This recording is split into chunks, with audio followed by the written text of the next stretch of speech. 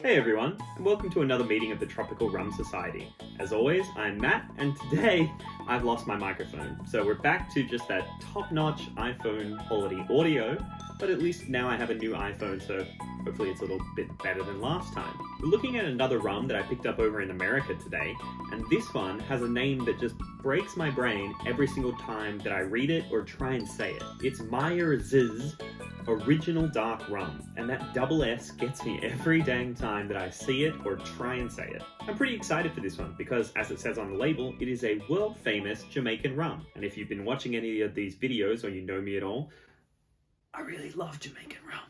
It's not the easiest to get here in Australia, but if you watched our last meeting, you'll know that I recently went to California, so I managed to pick up a bottle while I was there. But enough about me and my world travels. Let's take a look at Myers' rum and see what makes it world famous. Since 1879, the name Myers' has been recognized as the world's finest full-bodied rum. But why, may you ask, is that the case? What makes this so special? Well, if you check with our good friend Google, there seems to be a little bit of a mixed result. On one hand, it's a rum that's known around the world because it's popular in bars and has a really strong, unique Jamaican flavor when it's mixed into cocktails. But on the other hand, there doesn't seem to be a huge amount of publicly available information other than its name and a bit of a backstory on the rum as well. From what I could find, the founder, Fred L. Myers, with just one S, originally established a trading post in Kingston, Jamaica in 1879, as the label says. There's not really any records from the time indicating how he got into rum though.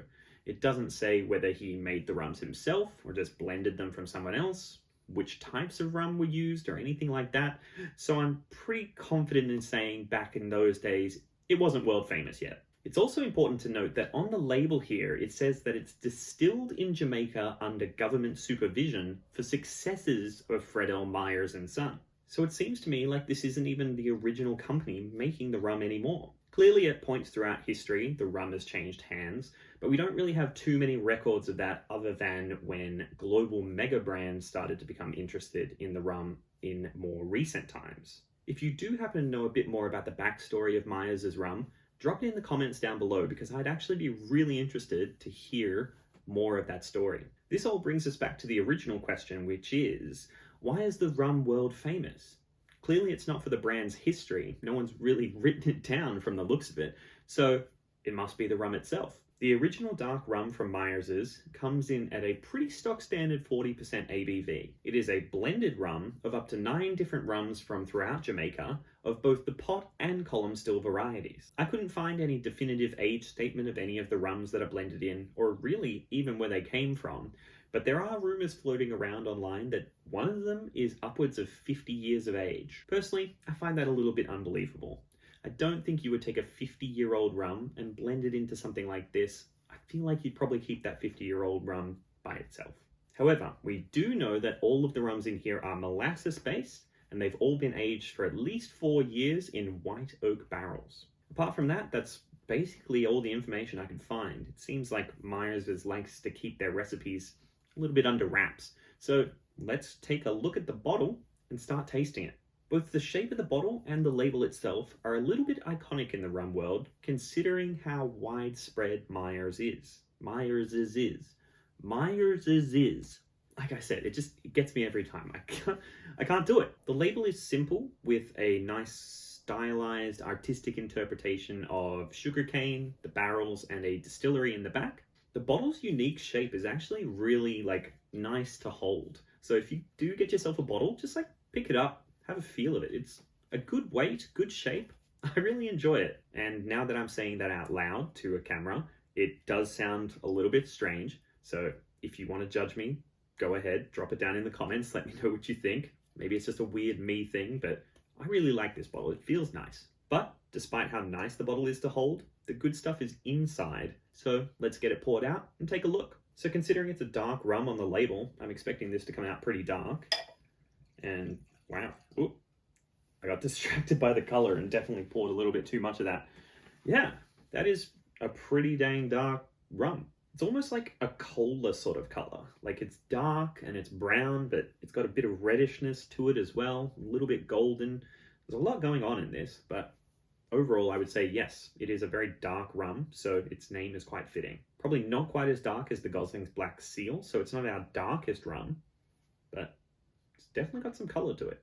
Now, the smell of this is already coming to me, like it's just wafting throughout the room here, so let's give it a bit of a smell. Oh boy, the nose on this thing is absolutely massive. Like, I'm talking like the main character from Roxanne kind of massive. It's big, it's bold, it's funky, it's zesty. It's pretty much everything that I would expect a Jamaican rum to smell like. That's just like bang on. That is exactly what I picture when I picture a Jamaican rum. It's sweet, but not so much that it really like stands out as being sweet. There's a lot of funkiness to it. There's some kind of dark treacle, like caramel sort of notes in there as well. It's quite complex. There's a lot to smell in this one.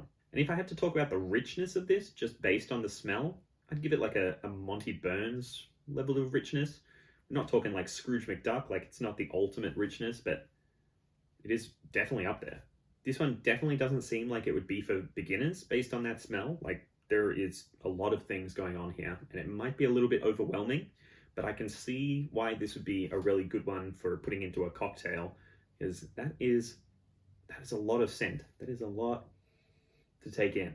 Now, if it tastes as good as it smells, I am very ready to just be enveloped in a world of rich Jamaican goodness.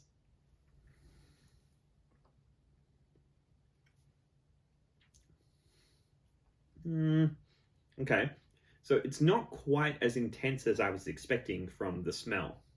Like when I smelled this, there was so much funk, there was so much like complexity and flavor, and just there was a lot. But in tasting it, it was more of just kind of a one note wonder. Like, don't get me wrong, this tastes nice. There's lots of warmth and wood, but there's not that funkiness, there's not that zestiness that I got when I smelled it. So little bit let down in the taste, but it still smells amazing.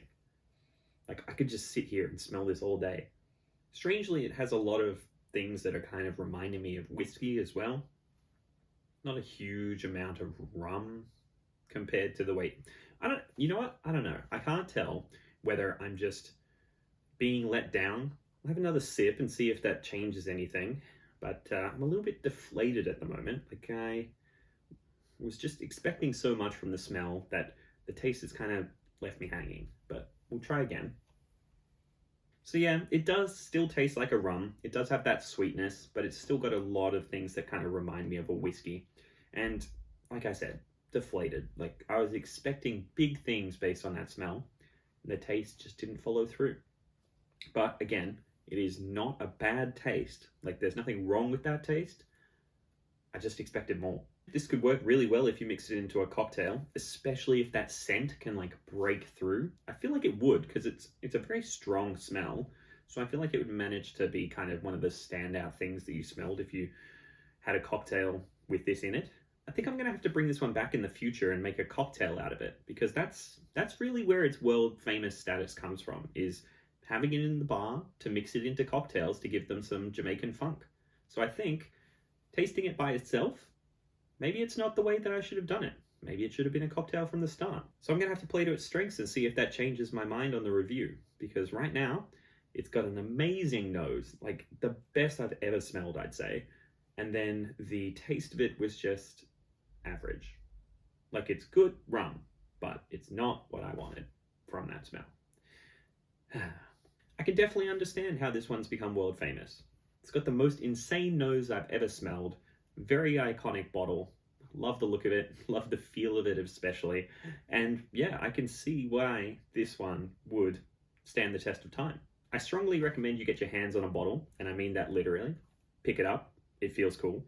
But I don't think you're going to be really appreciating this too much if you're just a beginner. Like that is a very complex, very powerful smell. This one's definitely going to be sitting at the front of the shelf so that A, I can smell it again because I think I'm addicted to this smell now, and B, so that I can put it into a cocktail so that we can get that next review.